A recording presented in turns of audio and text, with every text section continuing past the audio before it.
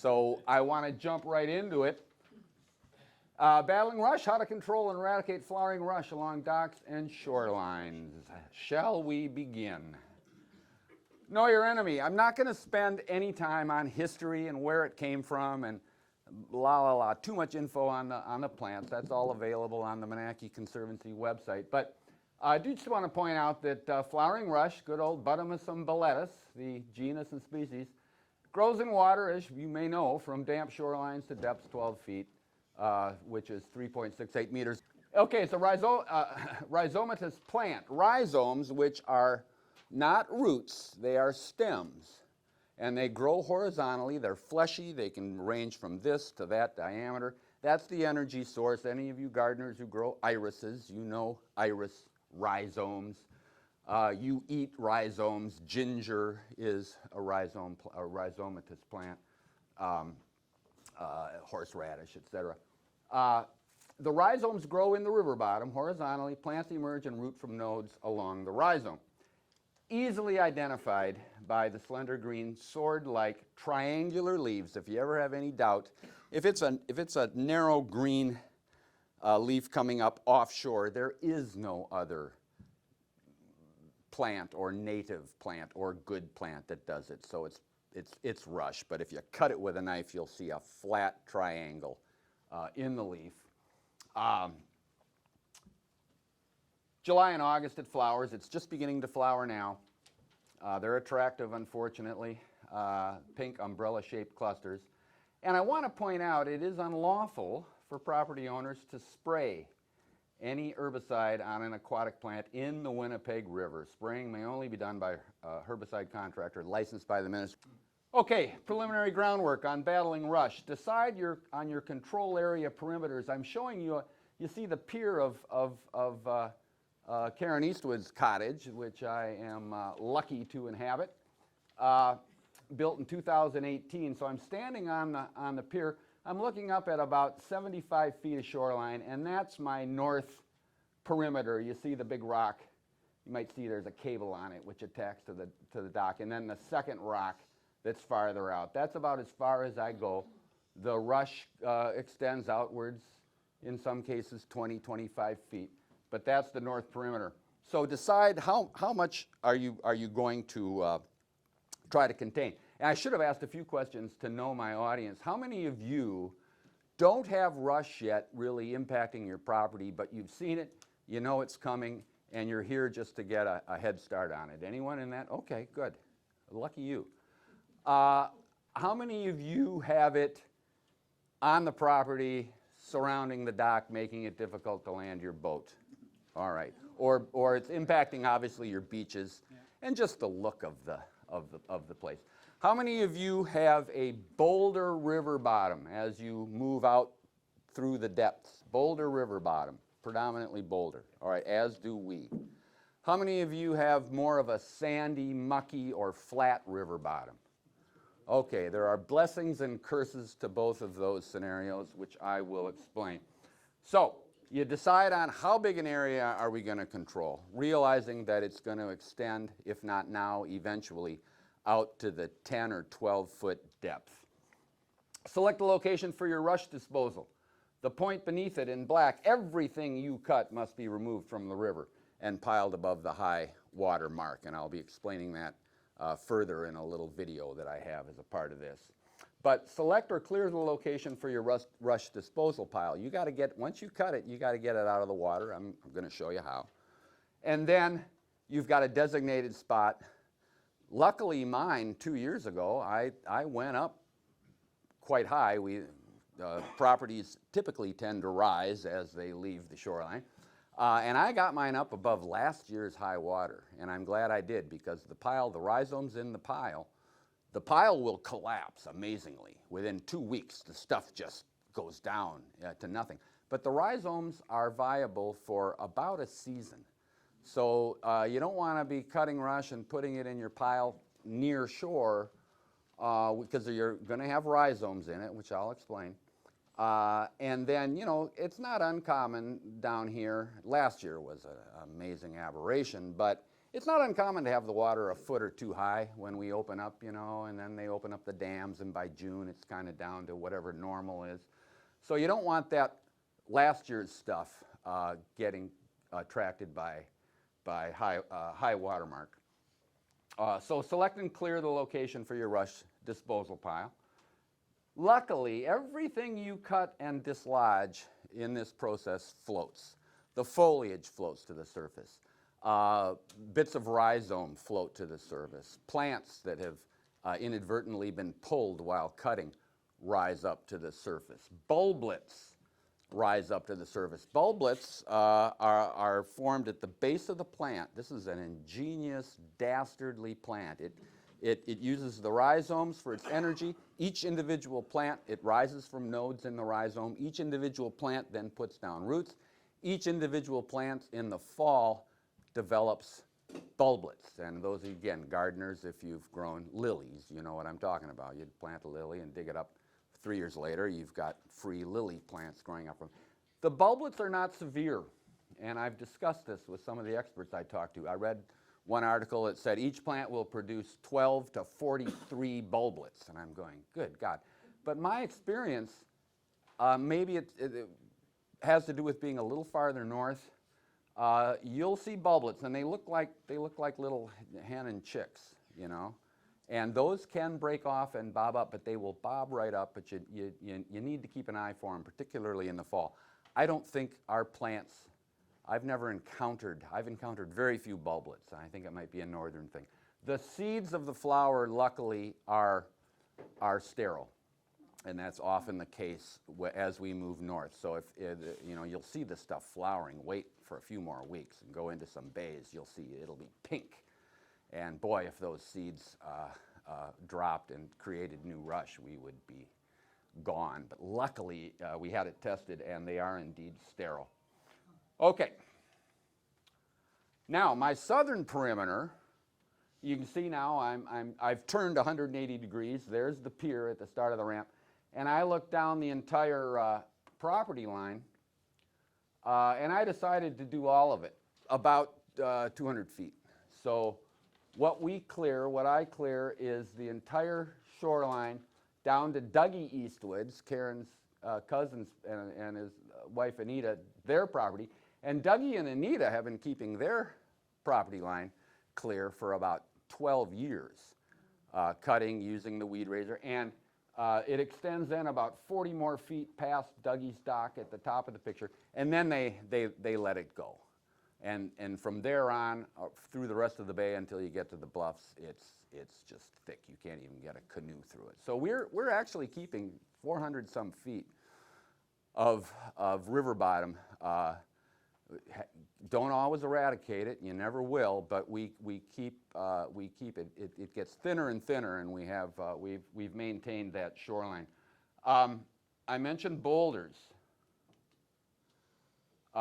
Yes, we have a boulder river bottom. It's just like dump trucks drop them off at some point. Just all sizes. But I have a photo of the dock here. So there's the steps coming down, the pier, the ramp, the dock. Because in one sense we got lucky, and it gave me a thought I want to share with you. You see the dock, and the laser pointer doesn't work on a flat screen. It's 4 parking spots on each side, one of them occupied by the insulation for a bunkie project we're on. But the start of the dock is in about 10 feet of water. So we get rush up maybe a third. You see where the boat on the left is, the front boat. We get rush up maybe a third of the way, but then it's 18, 20 feet deep off the end. So the thought occurred to me, if a new dock is in your future, and it is, I mean, at some point, your children's future. And one of the problems is your dock is in 6, 8 feet of water. Can you build a dock? Can you build your next dock or move a dock or find a different location that is practical and design a dock that's going to be out in 12 or more feet of water? Then at least you're not ever going to have, you or your children or your grandchildren will never have to battle flowering rush. But we have boulders, and what happens with boulders is you can see the rush, you know, it's not solid boulders, although it's 92%, But there are swaths of sand and muck. There'll be a big boulder with 2 feet, and then the boulders start again. And that's where the rush is going to take hold. It will also appear as tight. I've got areas, and I've cut them, and it's pretty much gone now. But I have areas where the boulders are just like this, and you'll see the leaves coming up in between them. The nice thing about boulders is you don't get the mass sandy bottom infiltration. You cannot canoe through this stuff. Karen and I have tried. You can't canoe through thick stands of flowering rush. So you're not going to get that. On the downside, you're cutting on boulders, which I'll spend a little bit of time showing you. All right. The principal form of removal is manual cutting. Purchase these tools. Rubber gloves. You would have figured this out, but what the heck. Manual head shears. This is going to be your baby. I bought the, you know, you can buy cheap. They work just as well. I got this one. This is a Yardworks at Canadian Tire. Keep it sharp. It will dull. You're going to pick up, as you're cutting, because you're cutting the plants right at the river bottom, you're going to pick up sticks, and you're going to hit boulders, and there's a lot of sunken sticks down there. You'll feel them. But even just cutting rush, it will dull it. So keep it sharp. To the extent you want to spray it with WD-40 and hit it with steel wool to knock the surface rust down, that is certainly up to you. Footwear. I often wore waders, and I'll show you, well, there I am. Waders are fine. The first time I started cutting it at the new cottage, this boulder field, I'd often just slipped on what we call reef shoes, you know, water shoes, the little, you take them to Mexico or Cuba or whatever. No ankle support, just lightweight little rubber thing. And I lasted about 10 minutes because I am slipping and jamming my ankle. I bloodied my ankle. I'm surprised I didn't break it or sprain it. So I said, to hell with this, because I was doing it in a bathing suit. And I sacrificed my pair of mucks. And these are great, and they will get torn up, and they will start to leak, as will waders. If you're in a boulder bottom, your waders are going to get trashed. So I decided to trash these. If I get leeches, you know, there you go. I do a leech check, slide them off with a credit card. Plastic bin with string. You'll see this in use. This I place as I get ready to cut with my shears, and it has a string because I tie it to my waders or the string of my swimsuit. I often have a back brace on, especially when I fall down, but I'll loop it around and put a release knot on it. So this is floating within hand's reach. You're going to see this in action. Plastic bin, large enough to carry your head shears. And a long-handled musky net, or the largest net you can buy. Telescoping handle. You may have one of these. Anyway, oh, I see. I didn't have it clicked. All right. There, now it's locked. Anyone knows that video? Okay. This is for, obviously, collecting the rush. You can get way, way out. You can do it while you're waiting. You're going to be using it probably from the boat when you're cutting with the weed razor, and we're going to talk about that. But this will come in handy.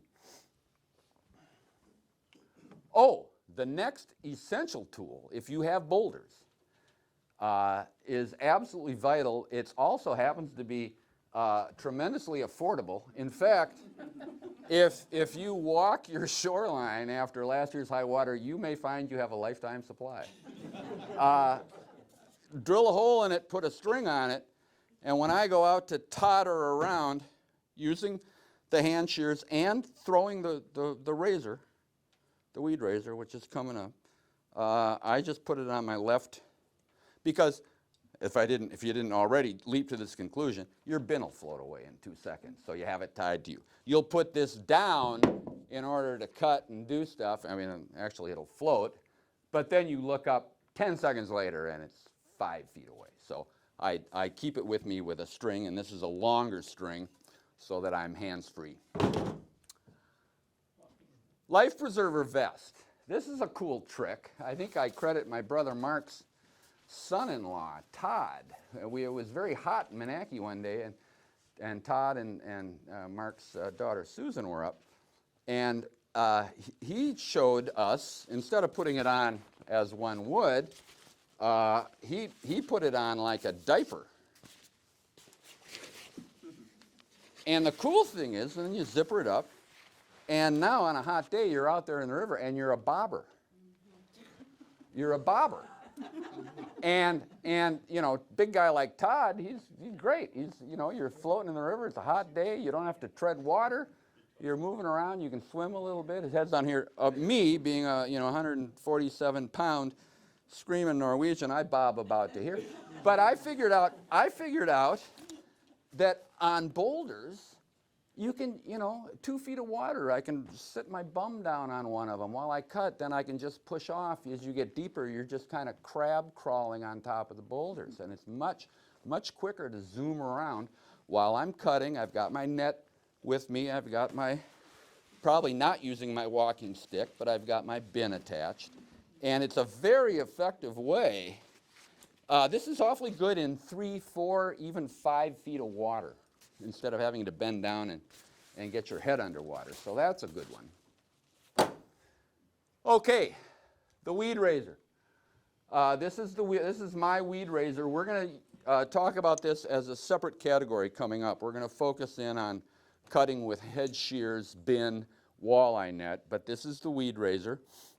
I'll be explaining that. Mine's been modified somewhat, but I'll also explain that. And a plywood raft with handle. That's the one tool I've created that I did not bring, but I will show you pictures of it and explain its use. It goes kind of more hand in hand with the weed raiser. Try to cut during ideal conditions. Sunny, calm days. You'll just see the rush so much better. Don't go out on a gray, cloudy day, because it's not a good use of your time. You can't see the stuff. You can't see small plants, etc. Try to cut often enough so that the leaves never break the surface. When the stuff starts growing in late May, ice goes out, the water warms up, it'll grow slowly, and then finally, some point in June, early June, mid-June, you'll see the leaves come up. So that's nice to be able to identify where you have it. But then they're receiving direct sunlight. And of course, once they grow and they're getting longer days, direct sunlight, that's putting energy into the rhizome. If you can cut it so that you diminish that amount of time or never let it occur, you're going to kill off the rush and kill off the rhizomes quickly, more quickly. Start at the shoreline. Oh, best to cut when wind is blowing into shore. Very important. Everything you cut and the stuff that comes up, just stepping on it, you can unearth plants, break off rhizomes. Everything floats. But if the wind is blowing into shore, that's really nice, because never cut it on a really, really brisk windy day where the wind is not blowing into shore, because you will not be able to contain it, and it'll get away from you, and you might have a live plant. So start at the shoreline, shallowest water, then move deeper with the wind blowing in. Rush must be cut every 2 weeks to weaken and kill the rhizomes, and it takes about 3 to 4 seasons. I wish it were once a month, but research by the experts and trials, and they cut it once a month and every 3 weeks and every 2 weeks and once a week, and they learned that cutting the rush once a week after several seasons will finally diminish it and kill the rhizome. Okay, let's see me in action here. Now this area I started cutting last year, and cutting it ideally every 2 weeks, although that doesn't always happen, has already thinned it quite considerably. So what I will do here, because this is a boulder area, not sandy, so I can't like walk gracefully throughout it, so I set my feet, and now right above the boulders I can feel the tip of my shears, and I can get pretty deep. I want to cut it right as close to the river bottom, the lake bottom as possible. And you can see, without even changing my footing with the shears, I can do the whole area in front of me and to my left and right.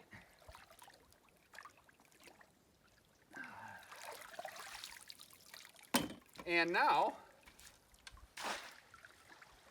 you do have to remove the cutting from the river system or the lake system, because this is excess weed growth that is soon to be dead weed growth, that is soon to be decomposing weed growth. And the river systems, the Winnipeg River, Lake of the Woods, lakes, are not designed to handle the additional weed decomposition, and that leads to eutrophication or excess algae growth. So there you go. So in really relatively short time, I can do a quick little cleanup of my area. But you see, I did that whole area. No reason you can't go and do 100 square feet in really not much more than 15 or 20 minutes. Knock it down around your docks and around your shorelines, and cutting it every couple of weeks, twice a month, will knock it out in the course of 2 to 3 years, over and out. All right. The number one rule when cutting flowering rush: everything you cut must be collected and hauled to shore. I've already said it, but I'm going to say it about 2 more times. Leave the cuttings in the river. I explained it. They will float into bays, other shorelines, and begin to decay, leading to eutrophication. The cut foliage will not root. The cut foliage is not going to cause new plants. However, you take it out anyway, because in the cuttings, even with the head shears, you are going to produce a small percentage of floaters. And that's what I call floaters. They're on the right. As well as broken rhizomes from stepping on the river bottom. You might even see the odd bulblet in the fall. So the principal rule is everything you cut must be collected and hauled to the shore. Secondary rule is, as you cut and scoop, then pause and watch. Am I seeing any floaters that didn't make it into my net or were not corralled by me, or a broken piece of rhizome like that? Floaters are foliage attached to roots or rhizomes, as well as broken pieces of rhizome and bulblets. You'll see this kind of stuff. Any of you just seen them out floating into your bay? I can't go fishing sitting somewhere and jigging or trolling or casting. I can't go fishing on this river without seeing floaters out there. They're everywhere. Unfortunately, the musky fisher people are primarily responsible. I mean, I'll say it, they see these beautiful big stands of rush and they cast into it. They don't realize that it extends out farther than they can see, because the deep stuff will not have enough energy to put its tips up, so it's lying flat on the water. They hook it with their lures and they're pulling this stuff out. They take it off their lure and they throw it in the river. I get floaters all the time. And not to just blame humans, otters and beavers get into it. Beavers actually cut it and like to use it in their dens, but the beaver and otter activity unearths plants. So we're getting whammied in all directions. But you'll recognize floaters. You'll see a broken rhizome. It's always going to have the milk white little circle on it. The rhizome remained in the river, but this piece with foliage broke off. Okay, so that's your shears and bin, Rosie. And it's very good along the shoreline. It's quick and it's easy for small stands. It's something that I do a few times a month as I patrol areas that are pretty well under control. I'll see something coming up, I'll give it a snip, I'll get it in the net. Okay, we'll move to the weed raiser. This is the gentlest weed raiser. That is the one to buy. Do not buy a weed rake. A weed rake is a similar device, but it's like a bow rake. It has rigid metal teeth. And you throw it out and you throw it out on a flat river or lake bottom and it rips weeds out. And that is not what you want. You want this. Come on, baby. Mine's been modified. I'll explain that. It comes in a box, you put it together. If you only slice your finger once, you did a really good job, because these, well, out of the box, these are scalpels. These are unbelievably sharp. The important thing is that you keep it sharp, and I sharpen mine just about every use. Okay, even out of the box, it rips out a small percentage of rush, creating floaters. Two ways to use it. You can use it as a rake, but you know, you're up above the surface. Just like this. You can go out and wade in a few feet. You can reach out, and then when you use this, you want to give it hard, fast jerks so that it cuts everything. You can't just move it slowly. If I'm going to go out and do this for more than 10 minutes, I'll just take the rope off, because the rope can kind of get in your way, you know. So I'll just take it off, because I'm really only using like this. And you can see over there boulders. It's nice because here's a field of boulders. You don't want to go down and scrape the boulders. You can control the height. You can move out. You can give it a good hard pull. The rush is going to float up. You've got your net. You got your bin. You can drop this down. The rope floats. Good design, so that if you drop it down in any depth of water, you don't lose it. You can find it again. So that's one use for the weed raiser. Now, I mentioned I have boulders. So I started using my weed raiser, and in 10 minutes, it was dull. You know, I would even, and this is when I was throwing it, because you can throw it out and retrieve it. And then when you retrieve it by the rope, you're jerking it, setting your feet, getting in again, jerking it, so you were cutting. But it got dull right away. The blades bent. I had to remove them and straighten them out. This is a good product. Don't buy a cheaper version. This is terrific, very hard, tempered aluminum. And you can get it very sharp, but you can get it very dull immediately. And the duller it gets, now as you pull, you are, unfortunately, with the weed raiser, almost always towards the end of the pull or somewhere, it builds up in thick rush. It'll build up. It's cutting, cutting, cutting, but the last plants get ripped up. So the weed raiser creates floaters, and you got to be aware of that. So I'm cutting it with some success, but it's not working too well. So I started looking at it, and I thought, you know, I could take a rope and put a loop in it and remove that bolt and slide the rope up there, pull it back down, tie a knot. Come on. Nah, it's all right. Tie a knot. That's all right. I'm almost done with this. Tie a knot. Tie a square knot down. And then I wonder if I could float it. So I experimented, and the smaller bumpers don't float it, but this size does. So I would tie this, obviously, to my rope, set my depth just above the boulders, unless, you know, as close as I wanted to. And now as I pull it, it's floating. And it doesn't rip up as many because it's a little higher on the foliage, or I'm not trying to it's not dragging across boulders.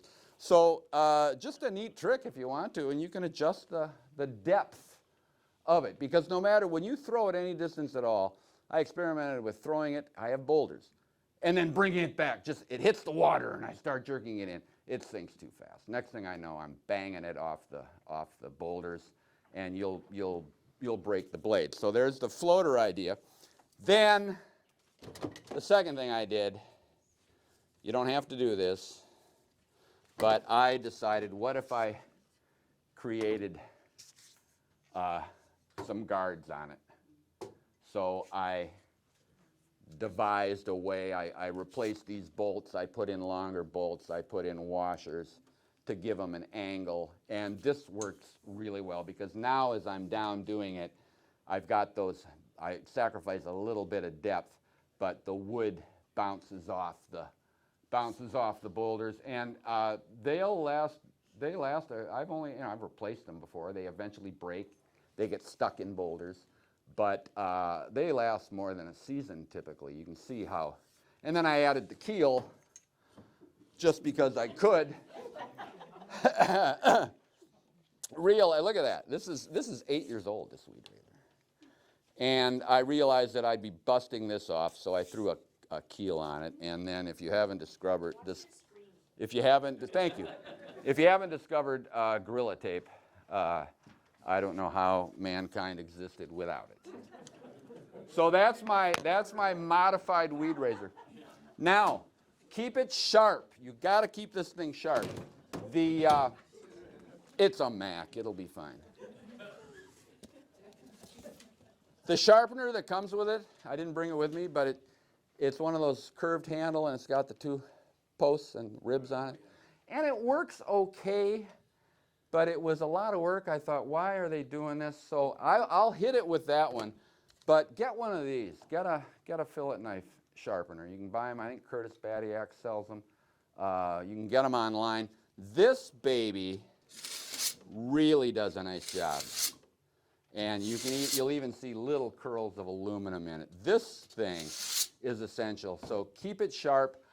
Start of the season, I will hit it with the file, give it a good working over with the file in order to get my bevel back.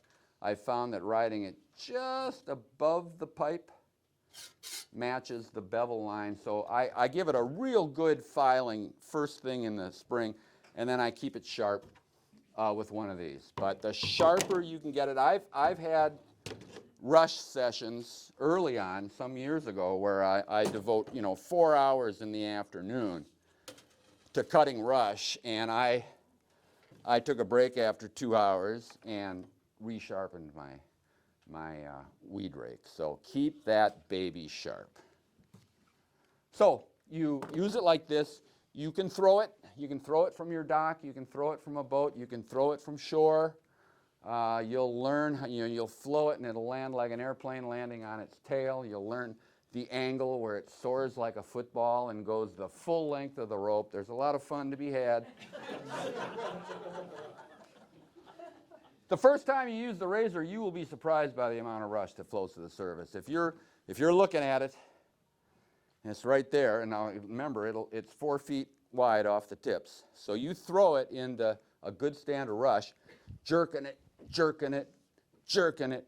The foliage will float up, and it'll just mushroom up. It's going to stun you, especially in deep water. And it'll fold out to about 5 feet. But it does kind of tend together. You never want to do this on a very windy day, because then it's going to scatter all over and you're in trouble, because there's going to be floaters in there. So you're going to be surprised, and you're going to be surprised by the number of floaters. That's why now you are creating little time bombs that if they get away from you, they flow downstream, they blow across the channel, they land on a virgin shoreline, and they start the next round of infestation. Remember the number 1 rule: if you cut it, it must be hauled to shore. That's why, all right? Okay, 2 ways to accomplish this. With the musky net, you're waiting, or you do it. Some people, you'll find out it's better to do it from a small boat. You need two-person jobs, someone at the tiller, someone at the motor, and someone standing in the bow. You're going to be cutting it and then collecting it with the musky net as you zoom around with a tarp in the bottom of your boat. And after you cut it, you're probably only going to do 1 throw. And then you got to go out and zoom along it in reverse. Works better. The other person in the bow has got the musky net. You're weaving back and forth. Something you'll learn: as soon as the musky net starts collecting rush, it turns into an anchor, and it pulls the boat that way. So you've got the tiller that way, and the person, you'll give it some pretty good gas in order to keep it on line. I show you the picture of the dock again because luckily, over 60–70% of the time, the wind blows into the shore of the cottage in Sunset Bay. The west wind blows directly onto our shoreline. The northwest wind, the north wind, even the northeast wind curves around, and we have waves coming right into our shore. So what I do when I'm cutting remember my north perimeter, my 75 feet, that's to the right of the dock? I'll be up there with the weed razor doing some work, and then I'm watching and it's coming in, and then when I've cut some, I'll grab the muskie net and I just walk the corner of the dock. I can walk right along the ramp because it's beautiful. It's just flowing right into me. So I walk, I have my tarp on the ramp, I empty it there. The next wave comes in, I just patrol that edge, and the stuff comes to me. Some of it winds up farther upshore, and I go collect that with a nifty tool I'll show you. So does that work at all in your favor? Do you have a similar scenario where, you know, be mindful of which way it's going to blow in the wind, and maybe you can collect a lot of it from your dock?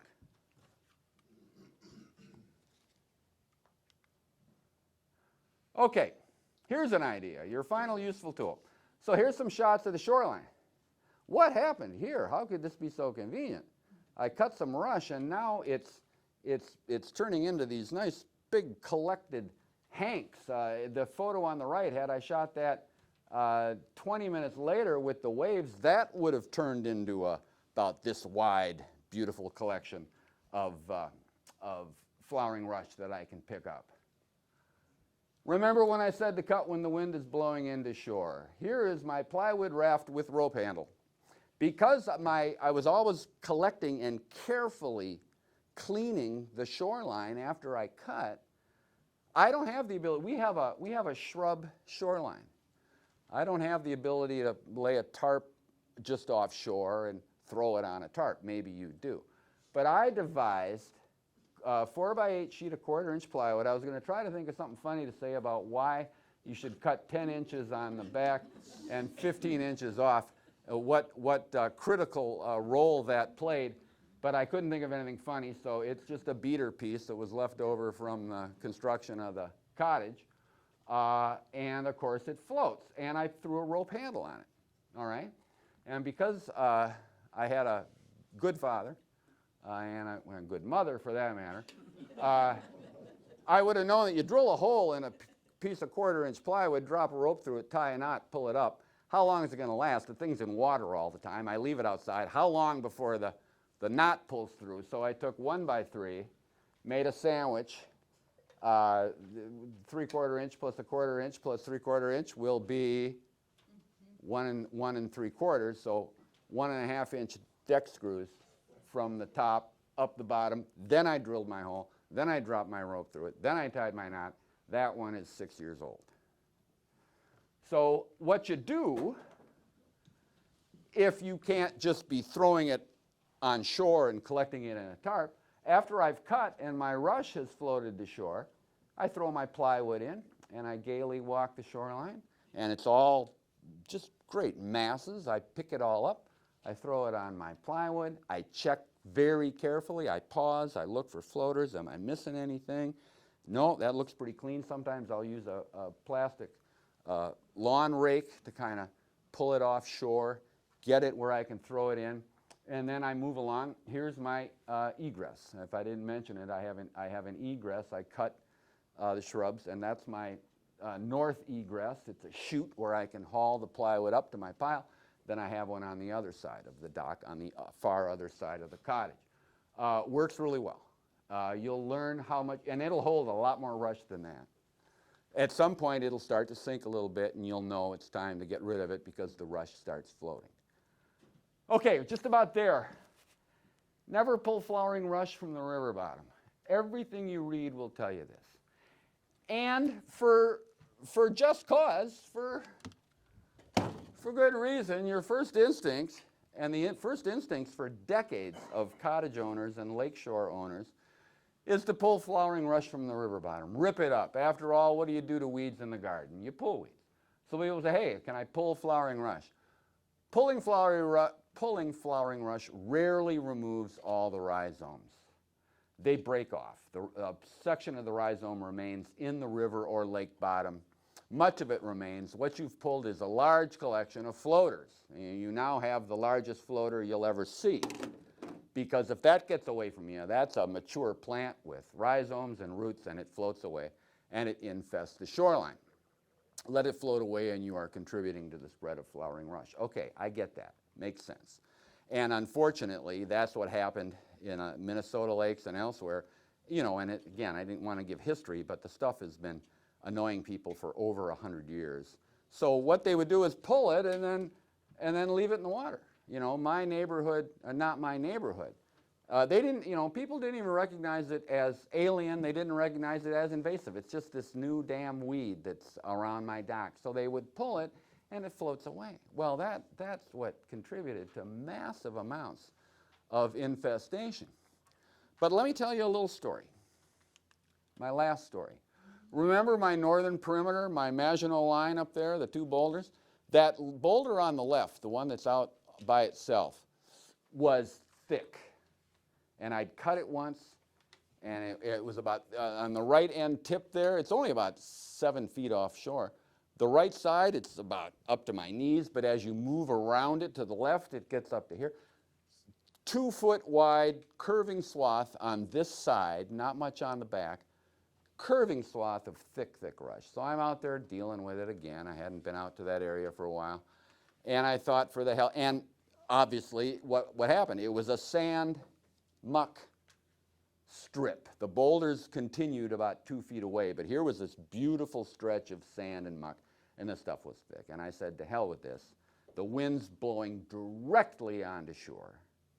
I had my rubber gloves. I reached down, I grabbed a big hank of it, and I pulled, and 147 pounds of screaming Norwegian. You could tether a dirigible to that thing.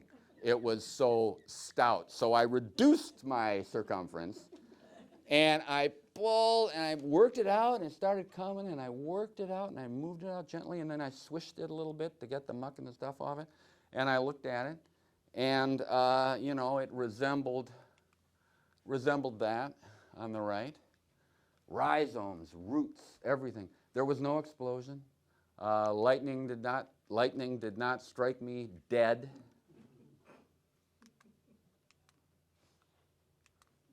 Okay. Lightning did not strike me dead.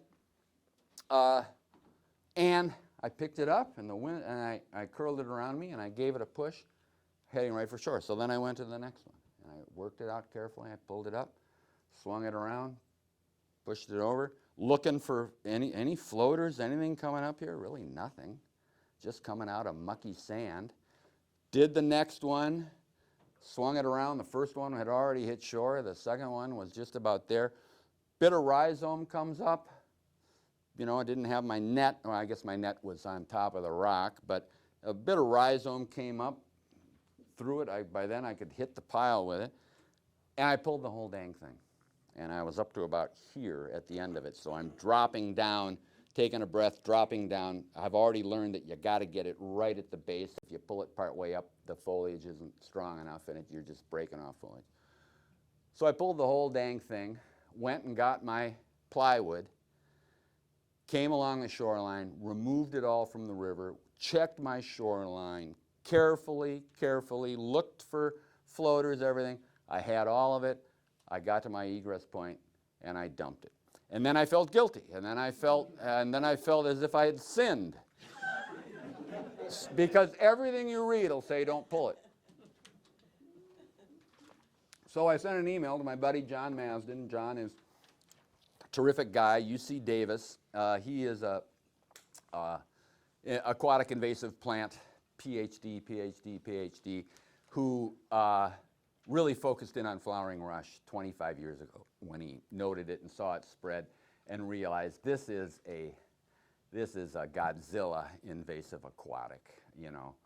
I mean, you know, purple loosestrife, okay, that's a problem, but it doesn't grow in rivers, and it doesn't grow in clogged bays. So I kept seeing his name as I was doing more and more research and reading studies and learning about flowering rush. You'd always see John Masden. So I finally emailed him, nicest guy in the world. And in fact, he and his students were the ones who tested and discovered that if you cut it every 2 weeks, you will eventually kill it off. So I had emailed him numerous times. He'd always been very thoughtful and responded back. So I sent him an email. I said, John, I just pulled some rush from a sandy, mucky bottom. The wind was blowing into shore. I got medium-sized hanks up. I did it very slowly, gently. I didn't really create many floaters. There would be one would come up with some foliage on it that was not in my grasp. If you pull it with your bin, smaller plants with your bin, pull it up, shake it off, pause and watch. No, we're good. Shorter stuff, you can just then reach over and drop it in your bin. So I told him, I said, I pulled it. Wind was blowing into shore. I was very careful. I went and got my plywood. He already knew about my plywood because we'd had correspondence. He loved my plywood idea. He said, I'm going to pass that along for people. I said, I got it all on my plywood. I checked my shore. I got it off. Have I erred? You know, am I a sinner? He responded quite promptly, and he said, pulling it in the fashion you describe, with the wind blowing into shore, making certain that you're not losing anything, and being as conscientious as I'm sure you are on the shoreline, he said, you're right. He said, yeah, I don't see a problem with pulling it.